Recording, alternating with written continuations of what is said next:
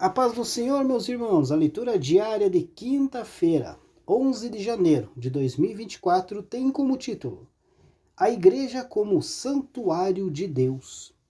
O texto bíblico encontra-se na primeira carta de Paulo aos Coríntios, capítulo 3, versículo 16, que diz assim: Não sabeis vós que sois o templo de Deus e que o Espírito de Deus habita em vós? Queridos, a Bíblia diz que nós somos então o templo do Espírito Santo de Deus. Isso significa que o próprio Deus, na pessoa do Espírito Santo, habita em nós.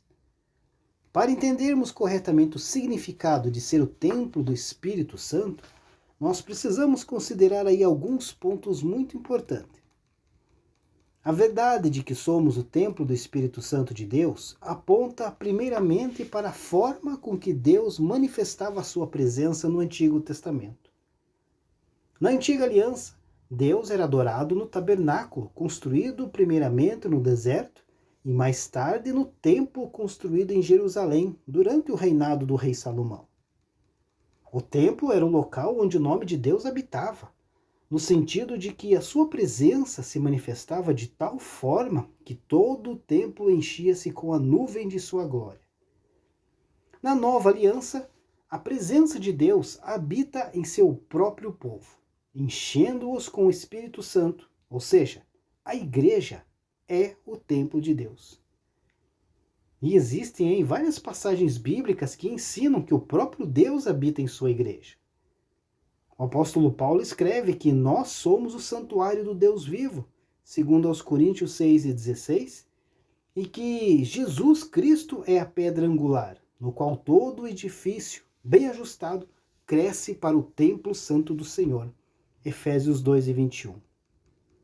Em 1 aos Coríntios, o mesmo apóstolo Paulo fala explicitamente sobre como o povo de Deus é o templo do Espírito Santo. Embora, queridos, aqui temos alguns versículos, como por exemplo, 1 Coríntios 3:16 e 17, que foi o texto que lemos, e também 1 Coríntios 6:19. Embora esses versículos sejam muito semelhantes, o enfoque de Paulo é diferente em cada um deles. Em 1 aos Coríntios 3:16, que foi o texto que nós lemos, ele está apontando para o povo de Deus em toda a sua coletividade e ao mesmo tempo unidade, como sendo o santuário de Deus. Em outras palavras, ele não está tratando de cada indivíduo em particular como o templo do Espírito Santo, mas está falando da igreja, o completo corpo de Cristo, como sendo o templo de Deus.